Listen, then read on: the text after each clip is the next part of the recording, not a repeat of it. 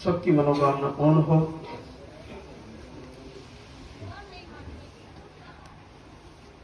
जो पहली बार धाम पर पधारे हैं उनको पर्ची काउंटर से एक पर्चा बनवाना होता है। उसमें ही आपकी सारी जो समस्याएं हैं वो लिखवानी होती है। मुख्यतः उसमें पीरियड की डेट सही आनी चाहिए। आपकी पीरियड की साइकिल महीने की है, 2 महीने की है, 1.5 महीने की है, 3 महीने की है, 6 महीने की है। जैसे भी आपके पीरियड आते हैं, खुल के आते हैं, नॉर्मल आते हैं, कम आते हैं, जैसे भी आते हैं वो उसमें आप पर्चे में जरूर लिखें। अगर वहाँ बहनों से कुछ चूक हुई हो तो आप पर्चा पढ़ के भी अपना पर्चा जरूर चेक करें। एक चीज और पर्चे में आपको दर्शाना और दिखाना और लिखवाना जरूरी है कि आपको पीसीओडी सिस्ट फाइब्राइड तो नहीं है, रसोलिया जो होती है। अगर ये है, आपको बताया है रिपोर्ट में, तो आप ये जरूर उसमें लिखाएं। और इसके अलावा आपने आपकी ट्यूबे ब्लॉक बताई, थायराइड बताया या लाइनिंग नहीं बनना बताया, आईवीएफ भी करवा लिया आपने। जो भी आपकी हिस्ट्री है वो पर्चे में मोटी मोटी चीजें जरूर लिखवाएं, जो मुख्य चीजें हैं। और उसके बाद आपको जैसे नंबर से बुलाया जाए, अपने नंबर का कुछ घंटे इंतजार करिएगा, सभी का नंबर आ जाएगा। अपने कई वर्ष पता नहीं कहां कहां इलाज में और कहीं दिखाने में बहुत सारा समय दिया है, तो कुछ समय इस पूज्य गुरुदेव के इस दरबार में अपना समय दे, थोड़ा धैर्य बना के रखें, क्योंकि यहाँ का बड़ा ही अद्भुत चमत्कार है। यह जो बहनें, कितनी बहनें यहाँ आके चेक करती है और आरती के बाद उनका पॉजिटिव आ जाता है। एक अलग ही मैसेज दिया है पूरे विश्व को इस धाम ने। घर बैठे ही बहनों के पॉजिटिव जा रहे हैं और उसमें किस कारण से बच्चा नहीं हो रहा है, इसका कुछ भी कारण रहा हो, हर प्रकार के रोग हो, किसी भी कारण से बच्चा नहीं हो रहा हो, सब प्रकार की बहनें यहां से घर बैठे ही मिल पा रही है। ये कैसे हो रहा है? ये बड़ा सोचने का और आश्चर्य का विषय है। तो कैसे संकल्प किया जा रहा है?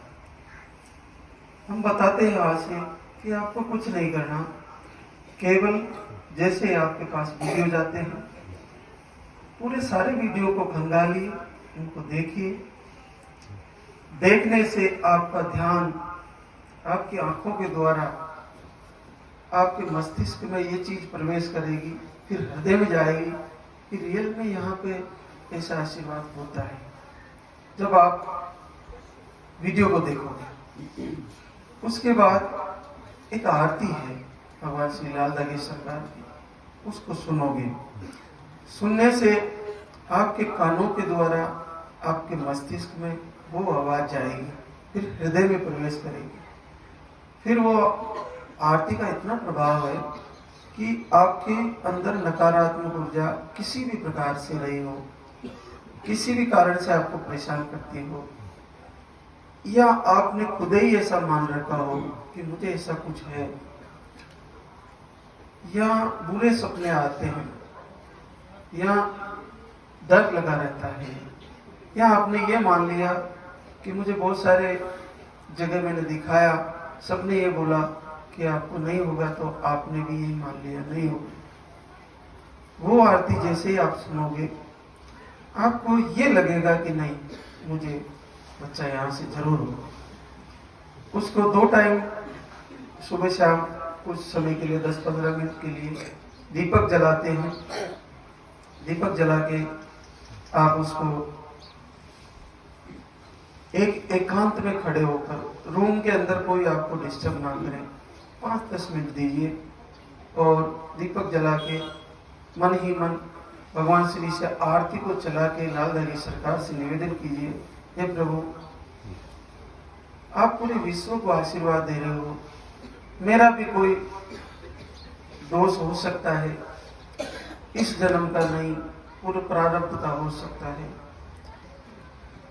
मेरे माता पिता का हो सकता है, मेरे सास ससुर का हो सकता है, हम दोनों हस्बैंड वाइफ का हो सकता है। मैं ये दावा नहीं करती कि हमने कोई गलत कार्य नहीं किया। मनुष्य जन्म है, पता नहीं, हम सर्विस करते हैं, हम घरेलू कार्य करते हैं, हम बहुत से काम करते हैं, किसका दिल दुख जाए, किसकी बदुआ लग जाए, कोई पता नहीं। तो ये चीज का कैसे इससे दूर हो? ना तो ये आपको हवन यज्ञ करने से दूर होने वाली है, ना आपको तांत्रिक विद्याएं करने से दूर होने वाली है। इसका सबसे अच्छा, सबसे मधुर और सबसे आसान तरीका है परमात्मा से क्षमा मांगना।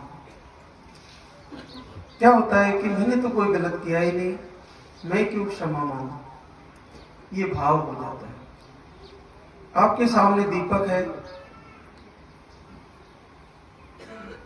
दीपक में अग्नि प्रज्वलित है, अग्नि को साक्षी मानकर प्रायश्चित कर रहे हो मालिक के सामने। आपको पता है आज भी और पहले हम बचपन में हम भी देखा करते थे और ऋषि मुनि भी ऐसा ही करते थे। किसी को ऋषि मुनि आशीर्वाद या श्राप देते थे तो जल का प्रयोग करते थे, जल को हाथ में लेकर सरोवर में जाकर फिर श्राप दिया करते थे। इसका मतलब जल एक देवता है। जल को साक्षी मानकर अगर परमेश्वर को याद करके अगर कुछ कहा जाए तो वो सत्य होता है।